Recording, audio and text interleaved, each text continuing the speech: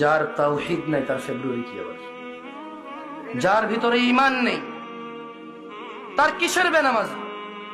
যে ঈমান বুঝে না, যে তাওহীদ বুঝে না, তার ফেব্রুয়ারি কি, বড়দিন কি, জিনা কি, ব্যভিচার কি, মদ কি, সুদ কি, মারামারি কি, হত্যা কি, দুর্নীতি কি, তাকে বুঝে তো লাভ নাই। মনে রাখবেন, 14 ফেব্রুয়ারি থেকে নিষেধ করে লাভ নেই।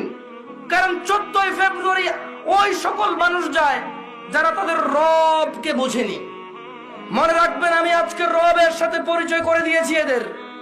এরা যদি মনে করে 14 ফেব্রুয়ারি যাবে আর ওদের মৃত্যু হবে ওই অবস্থায়, আর তাদের কোন ওলি মুর্শিদ আছে যে তাদের কবরে যাবে 14 ফেব্রুয়ারির ওই ও নষ্টপনা, নোংরা এবং অশ্লীলতার ওখানে গিয়ে তাদের কবরে গিয়ে কেউ তাদের রক্ষা করবে, ওলি আর মুর্শিদা আছে, আমি আর আপনি কি করতে পারি? এখানে দেখা যাবে সেদিন, যেদিন বিচার হবে, মানুষ আল্লাহর সামনে আসবে এককভাবে, একা একা।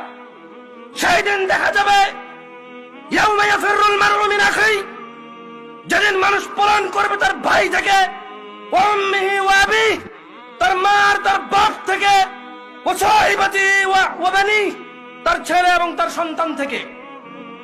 সেই দিন দেখা যাবে যে তার 14 ফেব্রুয়ারি তার আইডলরা, তার সিনেমার নায়করা, তার রাতের আনন্দের গায়করা, তার চোখের সন্তুষ্টির গায়িকারা, নায়িকারা তাকে কতটুকু উপকার করে। ওকে আমি 14 ফেব্রুয়ারি থেকে নিষেধ করব না। আরে ওর ঈমানই নেই, ও মুশরিক, ও আল্লাহর সাথে শিরক করে। 14 ফেব্রুয়ারি কি আবার এখানে? কোন মুসলমান যে আল্লাহকে সম্মান করে সে যেতে পারে না, সূর্য।